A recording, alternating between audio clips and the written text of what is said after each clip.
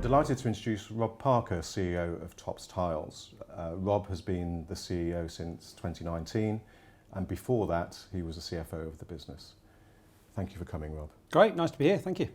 My first question is, so a lot of people will be familiar with the Topps Tiles name, but others won't. So could you just give us an overview of the Topps Tiles group, the verticals that you operate, and talk about the 1 in 5 by 25 strategy? Yes, sure. So the first thing is to say you're absolutely right. We do think of ourselves as a group with our specialism of tiles at the core of everything we do. The Topps Tiles business, as you reference, it is a consumer-facing business, so it's pretty well known across the UK. We're market leading, we're an omni-channel specialist. All we do are tiles and closely associated products. That's really our core area of specialism. We serve the UK customer across 300 stores, so we're very much a true national player, and we've been doing it since 1963, so also celebrating our 60th anniversary this year, which is really important to us as well. But yeah, so that's our market-leading omni-channel specialist business. It will be familiar to most of your viewers, I would have thought. And then in addition to that, we've got 2 separate areas of operations which have established over recent years. So firstly, our commercial business, Parkside, we started 4 or 5 years ago. That serves a different customer base. That serves the architect and designer community, and also the larger scale contractors. So this is about building larger commercial type projects in the UK, which are very difficult to serve through a store base. It's a different selling model required there. And then in the last 12 months, we've established an online pure play business as well, which is 2 things actually. One, it's a business we started from the ground up, so an organic startup, which is called Tile Warehouse, which is serving more of a budget conscious consumer in the UK. That's just been going about 12 months now. And then about a year ago, we also acquired a business called Pro Tiler Tools, which really is designed to serve everything that the professional tiler needs, everything except tiles actually. So they sell consumables and they sell tools, but do it from a very strong position in terms of specialism and service. And to, as I say, predominantly a professional tiler base that business serves. So we've got our domestic facing business, omni-channel, market leading specialist Topps Tiles. We've got our commercial operations, Parkside, and then we've got our online pure play businesses, which is actually 2 things. So that's been a really good step on in terms of developing and diversifying the group. And then in terms of the goal, you're absolutely right. We established a goal in 2020, which we call 1 in 5 by 2025. So it's a one single point of focus everyone in the business is aligned to. And that, as the name suggests, is about market share. So it's about getting to 20% market share of the entire UK market for tiles and closely associated products.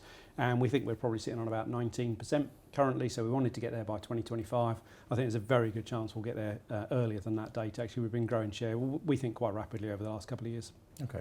And on the omni-channel, the core Topps Tiles business, yes. I mean, I suspect most people will think the tiles business is very competitive.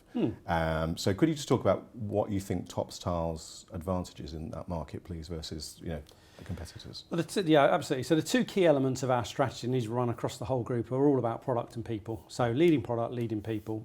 Leading product is about having the best product offer in the market. And that's about not just going to trade shows and sort of buying ranges off the shelf. It's about us working very collaboratively with a sort of chosen set of suppliers. And we have a genuinely global supply chain, so we can and do buy tiles from all over the world, where we can get the best product at the best price. But often, as I say, we work collaboratively with suppliers. So something like 35% of the tiles we sell, we've actually developed in conjunction with manufacturers. That's quite unusual. So make sure we have a really market-leading range at all times. And then leading people is about our world-class service credentials. So we score in excess of 90% overall customer satisfaction. That's customers scoring us 5 out of 5. If you actually include the 4s out of 5s as well, we're at something like 98% overall customer satisfaction. And that's a really key part of what the business is about, is we always try and put the customer at the heart of everything we do. And that's super important. The brand itself is very important as well. So Topps Tiles brand awareness amongst homeowners from a domestic perspective is about 77%. So we sort of hugely over-index versus sort of any competitor business as well. So generally most customers, when they think about home improvement and tiles, they might go to a local DIY kind of store, some of the national brands out there, B&Q, Wickes, etc. And then inevitably they will almost certainly want to look at a specialist, and Topps Tiles is the leading brand at that stage. So very important aspects of our sort of competitive advantage for the business. Right. And the commercial side, could you talk about why you went into that area? Talk about how it's performed and what you think is the outlook for the business going forward. I mean, the why is pretty straightforward, really. I think it's a large part of the market, so the commercial market accounts for almost half of the overall tile market in the UK. Domestic is slightly more than half, but commercial is a really, really important part of the overall market. We weren't serving it prior to us sort of entering, and we thought it was a great opportunity, and still do actually. So a B2B as a sort of side of our operations, I think is really important. It's a very different selling model. So this is, as I mentioned earlier, it's about architects and designers and large contractors. Generally, you don't serve those through stores. It's about actually having people on the road, in and out of architects and designers' practices. They can be quite long lead times with these projects as well. So it's about getting in at the sort of ground floor, really. When a project first comes off the desk with an architect, it might be about sending samples, helping the architect create mood boards, that kind of thing. And then actually the project could be 2 years before it comes out of the ground.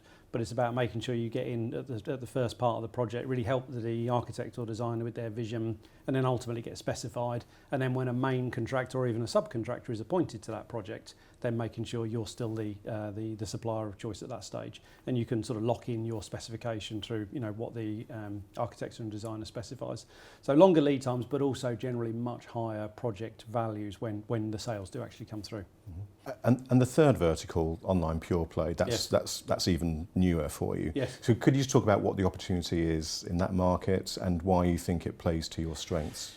Well, look, I think there's two things really. One is, so I think the strengths are still key to the core of the business, which is leading people and leading product. So that world-class customer service ethic, I think, is still just as relevant in the online world as it is in the physical world of stores. No different in my mind. And having the best product available from the best suppliers, the best ranges, etc., is still really key.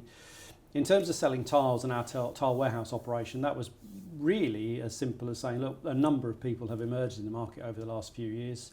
And we estimate, if you aggregate all of their sales, we estimate the online market for tiles is probably in the region of £100 million currently. So it's a big part of the market now.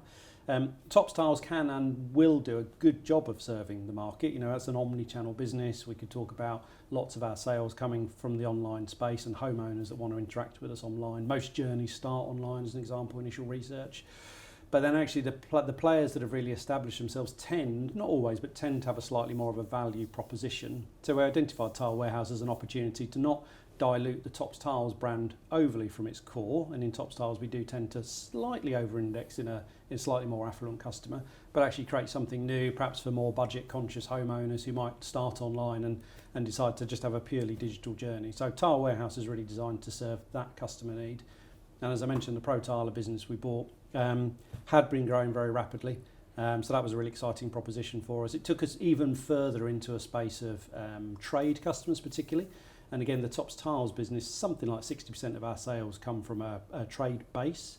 So professional installers. The Pro Tiler business almost exclusively serves a professional trade base. Really great range of brands, great availability, great customer service again, but in and around tools and consumables that professional tilers need.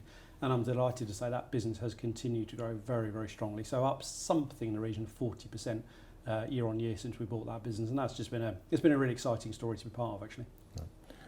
Okay, that's good. Thank you. So having looked at the opportunities that you think present open to the group, could you talk about what you think are the key challenges that you face? Yes. Well, of course, there are always some key challenges. So I think for me, it's probably three things I would sort of bring to the fore. The first one is really always about the outlook for the economy and the consumer, the macro consumer confidence. Ultimately, most of our sales are a discretionary spend, so people do need to be confident spending money, particularly on their homes.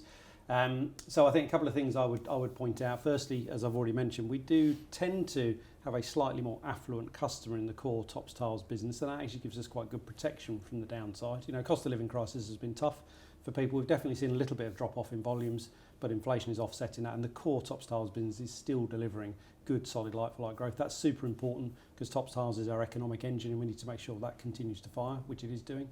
And the second one in relation to Topps Tiles is actually our customer base. Our core customer base is a professional installer. So something like around 60% of Topps Tiles sales are now to professional installers, and actually approaching 2/3 of the sales across the whole group are to professional installers.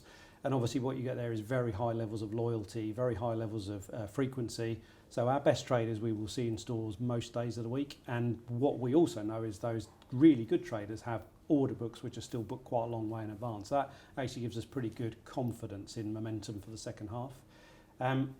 The second point then I think is delivery of strategy. So we are in a strategic growth phase of the business. We've talked about Topps Tiles quite a bit now. That continues to fire, which is really important.